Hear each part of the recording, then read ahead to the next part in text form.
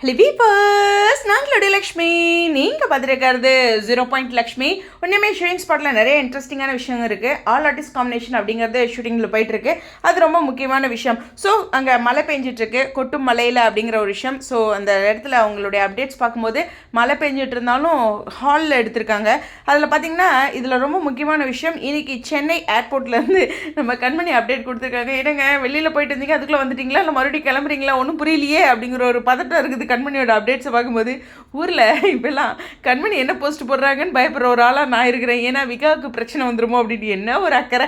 சரி, இதெல்லாம் ஒரு பக்கம் இருக்க. இந்த இடத்துல பார்த்தீங்கன்னா தாத்தா அங்கே நின்றுட்டுருக்காங்களே, அது பக்கத்தில் சித்தி இருக்க மாதிரியே இருக்குது ஃபஸ்ட் பிக்சரில். ரெண்டாவது பிக்சர் வந்து காவேரி வீட்டில், அதாவது அவங்க அம்மா வீட்டில் அப்டேட் எடுத்திருக்காங்க.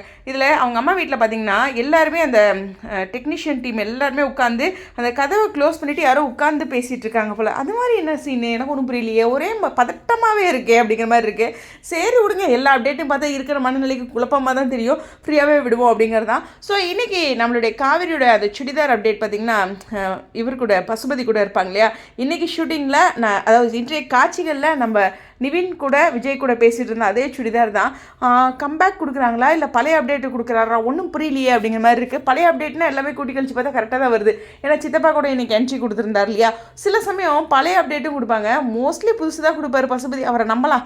ஸோ இது மாதிரி ஒரே குழப்பத்தில் நானே இருக்கிறேன். சரி, இது பக்கம் இருக்க இன்றைக்கி ஆல் ஆர்டிஸ்ட் காம்பினேஷனில் சீன் போயிட்டுருக்கு. இது மட்டும் என்ன சீன்னு எனக்கு புரிய மாட்டேங்குது. இந்த சீன் வந்தோன்னே என்ன யோசிக்கிறேன், அப்படி என்ன பதட்டப்படுற மாதிரி நமக்கு அப்டேட் கொடுத்துருக்காங்க அப்படின்ட்டு. ஏன்னா காவேரியோட அம்மா வீட்டில் கதவை க்ளோஸ் பண்ணி யாரோ உட்காந்து பேசிகிட்டு இருக்காங்க, இப்படி ஒரு அப்டேட்டு.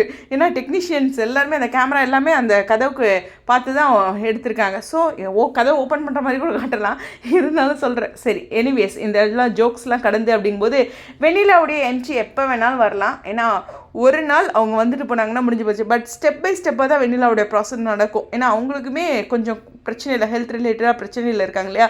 அதனால் ஸ்டெப் பை ஸ்டெப்பாக தான் நடக்கும். இருந்தாலும் இந்த மாதமும் ஒரு என்ட்ரி அவங்களுக்கு கொடுப்பாங்க. ஸோ அது மட்டும் வெயிட் பண்ணிகிட்ருக்கேன், எப்போ கொடுப்பாரு அப்படின்றது தெரில டேரக்டர். எனிவேஸ் டாப் 3 ஹாட்ஸ்டாரில் இருக்கிறனால நாங்கள் ஒரே குஷியில் இருக்கோம் அப்படிங்கிற ஒரு விஷயத்தில் மகாநதி ஃபேன்ஸு, அதுவும் குறிப்பாக விகா ஃபேன்ஸ் இருக்காங்க. இப்படியும் பதிவு பண்ணி இந்த வீடியோவில் விடைபெறேன். ஸ்டேடியம் 0 லக்ஷ்மி.